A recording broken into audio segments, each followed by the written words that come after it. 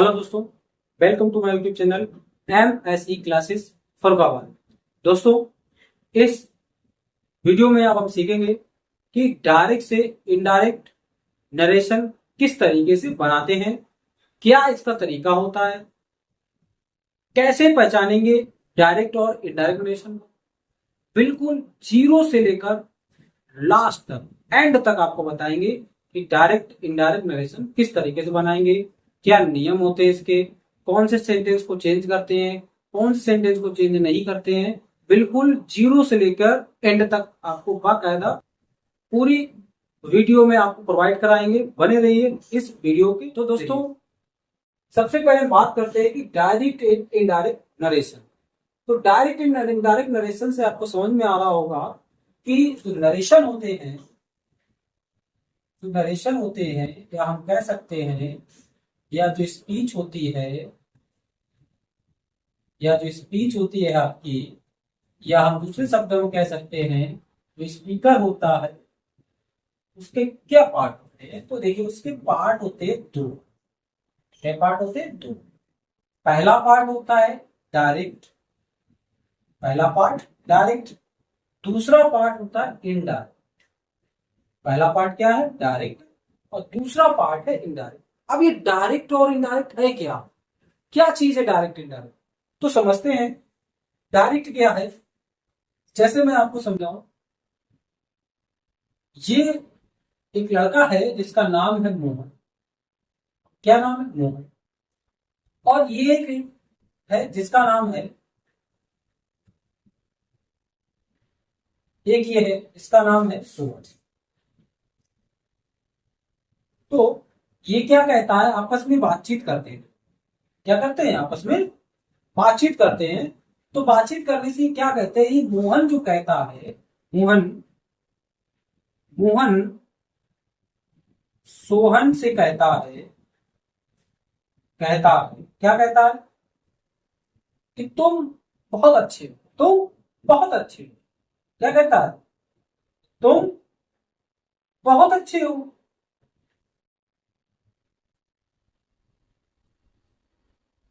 मोहन ने सोहन से कहा कि तुम बहुत अच्छे हो, यू आर वेरी स्मार्ट।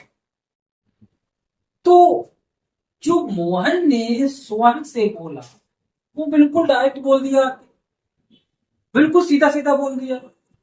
यानी कि जब कोई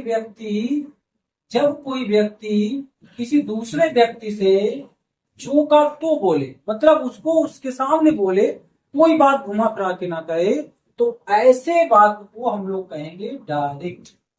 ऐसे बात को क्या कहेंगे? डायरेक्ट। यानी जब एक कोई व्यक्ति दूसरे व्यक्ति से अपनी बात सीधे सीधे कहता है, उसे हम बोलते हैं डायरेक्ट। क्या बोलते हैं? डायरेक्ट स्पीच या डायरेक्ट नरेशन। अब इनडायरेक्ट क्या होता है? इनडायरेक्ट स्पीच क्या होता है? इनडायरेक्ट स्पीच में जब कोई व्यक्ति अपनी बात स्वयं ना कहे, जब कोई व्यक्ति अपनी बात स्वयं ना कहकर उसको घुमा फिरा के कहता, क्या कहता हो? उसको घुमा के कहता हो, तो ऐसे सेंटेंस को हम लोग बोलते हैं इनडायरेक्ट स्पीच। क्या कहते हैं? इनडायरेक्ट स्पीच कहते हैं। तो हम देखते हैं कि डायरेक्ट इनडायरेक्ट में, जैसे मैंने आपको बताया कि क्या देखते हैं कि वक्ता के कहे हुए शब्दों को दो प्रकार से प्रकट किया जा सकता है। मतलब जो हमारा कहने वाला वाक्य होता है उसको दो प्रकार से प्रकट किया जा सकता है।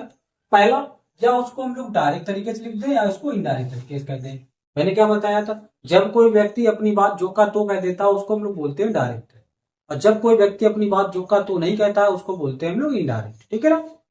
तो सबसे पहले बात करते हैं डायरेक्ट। डायरेक्ट क्या होता है? हम वक्ता के शब्दों को जो का तो कह सकते हैं। जो वक्ता होता है, जो कहने वाला स्पीकर होता है, उसकी बात को हम जो का तो बोल देते हैं, तो उसको बोलते हैं डायरेक्ट नरेशन। क्या बोलते हैं? Direct narration. जैसे ही सैड, उसने कहा कि मैं हूं गोइंग, जा रहा हूं टू मुंबई। यानी कि मैं मुंबई जा रहा हूं। तो क्या बोला? वक्ता ने सीधी सीधी बात बोली यानी स्पीकर ने क्या सीधे से बोला, उसने बोला कि मैं मुंबई जा रहा हूं, उसने सीधी सीधी बात बोल दी ना। तो जब कोई सेंटेंस, जब कोई वक्ता अपनी कही हुई बात को जो का तो कहता है, उसको बोलते हैं डायरेक्ट नरेशन। इनडायरेक्ट नरेशन क्या होता है? इनडायरेक्ट नरेशन, हम वक्ता के कहे हुए शब्दों का सारांश प्रकट करते हैं, उसे हम लोग इनडायरेक्ट नरेशन कहते हैं। यानी कि जब वक्ता अपनी बात को प्रकट ना सही से करे, या कह सकते हैं जब वक्ता अपनी बात का सारांश प्रकट करता हो, तो हम उसे कह सकते हैं इनडायरेक्ट नरेशन। जैसे ही सेड, उसने कहा कि he was going to Mumbai, वह मुंबई गया जा रहा था, कि वह मुंबई जा रहा था। यानी कि मैंने क्या बोला कि अब उसकी बात का सारांश मैंने प्रकट किया, वक्ता की बात का सारांश क्या प्रकट किया कि वह मुंबई जा रहा था। तो ये होता है हमारा इनडायरेक्ट नरेशन। अब हम बात करते हैं कि डायरेक्ट नरेशन और इनडायरेक्ट नरेशन में क्या पार्ट होता है। अब हम बात देखते हैं कि डायरेक्ट नरेशन के कितने प्रकार होते हैं। जैसे मैंने लिखा है डायरेक्ट नरेशन के प्रकार। तो डायरेक्ट नरेशन के कितने प्रकार होते हैं? डायरेक्ट नरेशन के दो प्रकार होते हैं। पहला रिपोर्टिंग वर्ब, दूसरा रिपोर्टेड स्पीच। अब ये रिपोर्टिंग वर्ब और रिपोर्टेड स्पीच क्या होता है, तो एक एग्जाम्पल के माध्यम से हम समझते हैं रिपोर्टिंग वर्ब और रिपोर्टेड स्पीच क्या होता है। जैसे मैंने एग्जाम्पल लिया, जैसे एग्जाम्पल लिया he said comma inverted comma he is a good boy. ये मैंने एक एग्जाम्पल लिया, तो मैं आपको इस एग्जाम्पल के माध्यम से समझा रहा हूं कि ये डायरेक्ट हमारा जो रिपोर्टिंग वर्ब है, डायरेक्ट का जो रिपोर्टिंग वर्ब है और जो रिपोर्टेड स्पीच है वो क्या है, कैसे पहचाने। यानी कि जो वाक्य में कॉमा और इन्वर्टेड कॉमा के, यानी कि जो वाक्य में कॉमा इन्वर्टेड कॉमा, जैसे कि ये जो होता है कॉमा इन्वर्टेड कॉमा, सिर्फ जो पहले वाला सेंटेंस होता है, फॉर एग्जाम्पल में ही सैड, फॉर एग्जाम्पल में ही सैड, इसको हम लोग बोलते हैं रिपोर्टिंग वर्ब का टेंस। रिपोर्टिंग वर्ब का टेंस क्या बोलते हैं? रिपोर्टिंग वर्ब का टेंस। और जो इन्वर्टेड कॉमा के अंदर वाला सेंटेंस होता है, जैसे ये इन्वर्टेड कॉमा वाला सेंटेंस हुआ है, ये जो इन्वर्टेड कॉमा वाला सेंटेंस है, जैसे हम बात करते हैं, ये जो कॉमा इन्वर्टेड कॉमा लिखा हुआ है, इन्वर्टेड कॉमा के जो अंदर वाला सेंटेंस है, इसको हम लोग बोलते हैं रिपोर्टेड स्पीच का सेंटेंस। क्या बोलते हैं? रिपोर्टेड स्पीच का सेंटेंस बोलते हैं इसको। जी हाँ, रिपोर्टेड स्पीच का सेंटेंस, रिपोर्टेड स्पीच का सेंटेंस बोलते हैं इसको। क्या बोलते हैं? रिपोर्टेड स्पीच का सेंटेंस बोलते हैं। और हम क्या बात करते हैं, हमारा जो डायरेक्ट नरेशन का वाक्य चेंज होता है वो किसके आधार पर चेंज होता है? वो हमारा रिपोर्टिंग वर्ब के आधार पर चेंज होता है। क्या? रिपोर्टेड स्पीच का टेंस। किसका टेंस चेंज होता है? रिपोर्टेड स्पीच का टेंस।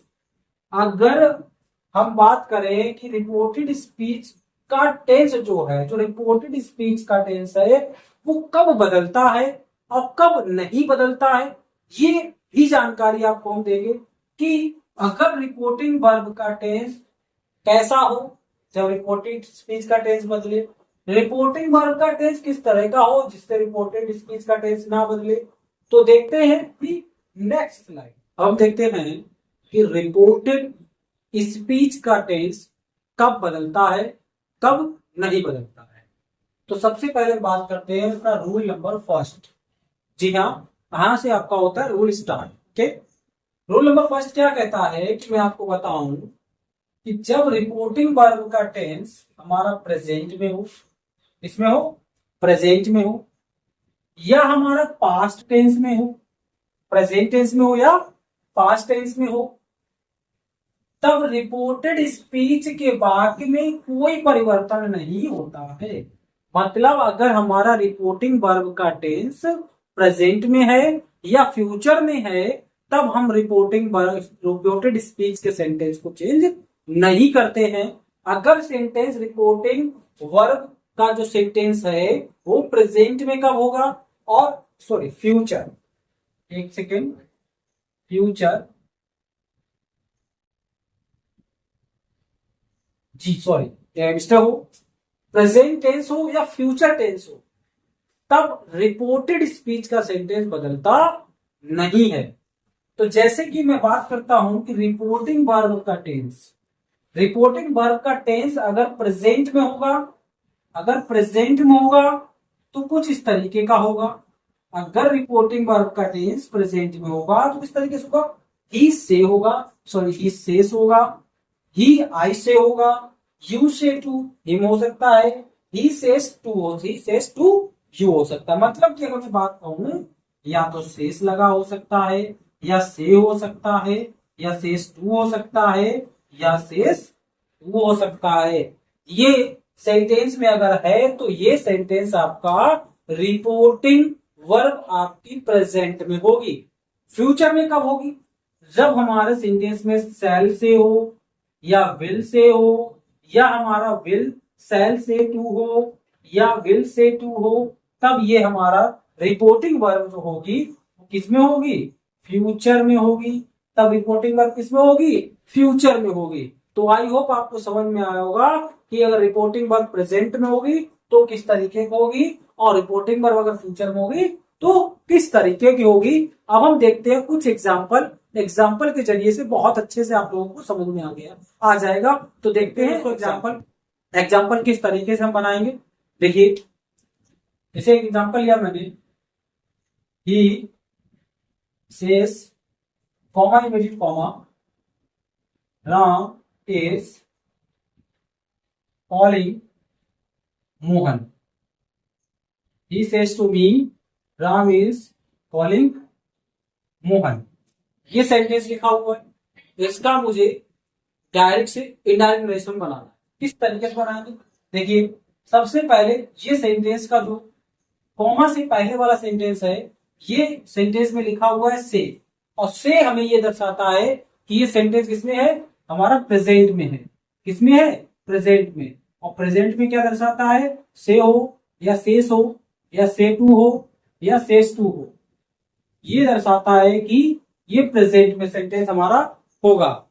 जैसे अब ये सेंटेंस प्रेजेंट में है, तो मैंने आपको क्या बताया कि सेंटेंस अगर प्रेजेंट में है, आपका रिपोर्टिंग वर्ब अगर प्रेजेंट में है, तो हम लोग क्या करते हैं, रिपोर्टेड स्पीच के सेंटेंस में कोई चेंजेस नहीं करते हैं। जैसे मैंने सेंटेंस देखा किस तरीके से बनाएंगे, ही सेस का सेस लिख देंगे और इसमें एक कंजंक्शन वर्ड लगाएंगे, कॉमा इन्वर्टेड कॉमा को हटाकर। कॉमा एंड इन्वर्टेड कॉमा को जब हटाएंगे हम लोग तो क्या लगाएंगे, एक कंजंक्शन वर्ड का यूज करेंगे जिसका नाम होगा दैट। इसका कंजंक्शन यूज करेंगे, दैट कंजंक्शन का यूज करेंगे जब हम कॉमा और इन्वर्टेड कॉमा को हटाएंगे। तो क्या आ जाएगा, दैट का यूज करेंगे उसके बाद हम लोग। अब ये जो रिपोर्टेड स्पीच का सेंटेंस है, इस सेंटेंस को हम लोग जो का तो नोट कर देंगे, मतलब कि इसमें कोई भी चेंजेस नहीं होगा। तो किस तरीके से, राम इज कॉलिंग मोहन, इस तरीके से सेंटेंस को हम लोग बनाएंगे। दूसरा देखते हैं एग्जांपल। दूसरा जैसे एग्जांपल लिया मैंने, आई सेल से कॉमा इन्वर्टेड कॉमा राहुल, आई सेल से comma inverted comma Rahul had completed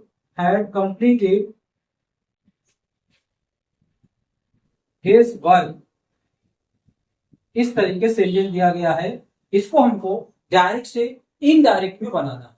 तो किस तरीके से बनाएंगे, देखिए लिखा क्या है, सेल से। अभी मैंने क्या बताया, अगर सेंटेंस मेरा रिपोर्टिंग वर्ब का फ्यूचर में है तो फ्यूचर में क्या होगा, तो सेल या विल के बाद हमारा क्या लिखा होगा, से लिखा होगा। सेल या विल के बाद क्या लिखा होगा, से लिखा होगा, जिससे हम पहचान जाएंगे सेंटेंस हमारा रिपोर्टिंग वर्ब का किसमें है, फ्यूचर टेंस में। तो कैसे बनाएंगे, आई सेल से आई सेड से इस कॉमा इन बिटवीन कॉमा की जगह पे हम किस कन्वेंशन का यूज करेंगे, दैट कन्वेंशन का यूज करेंगे। मतलब कि अगर कॉमा इन बिटवीन कॉमा अगर हटाएंगे आप, उसके लिए इनडायरेक्ट नरेशन में आप लोग क्या करेंगे, दैट कन्वेंशन का यूज आपको करना पड़ेगा। उसके बाद जो रिपोर्टेड स्पीच का सेंटेंस है, इसका हम जो का तो नोट कर देते हैं, कोई भी चेंजेस नहीं किया जाता है। जैसे Rahul Rahul had completed Rahul had completed his work Rahul had completed his work. इस तरीके से हम लोग अपने डायरेक्ट नरेशन को इनडायरेक्ट नरेशन में बनाते हैं। तो आई होप आपको ये क्लास बहुत पसंद आई होगी। इसी तरीके की मजेदार क्लास देखने के लिए हमारे YouTube channel MSE classes Farrukhabad को सब्सक्राइब करें और बेल आइकन को ऑन करें, जिससे हमारी पहली वीडियो जैसे ही पड़े तुरंत आपका नोटिफिकेशन उसका आपको मिल जाए। धन्यवाद।